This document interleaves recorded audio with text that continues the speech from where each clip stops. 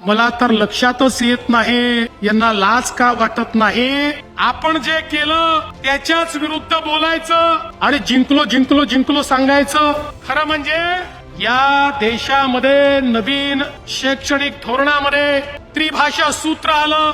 हे त्रिभाषा सूत्र आल्यानंतर ते त्रिभाषा सूत्र कसं स्वीकारलं पाहिजे याकरता उद्धव ठाकरे सरकारने समिती तयार केली. त्या समितीमध्ये त्यांच्या उभाठाचा उपनेता टाकला. त्या समितीचा रिपोर्ट आला. समितीच्या रिपोर्ट मध्ये सांगितलं पहिल्या वर्गापासनं मराठी सोबत हिंदी आणि इंग्रजी 12वी पर्यंत कंपल्सरी करा, अनिवार्य करा. कोणी सांगितलं?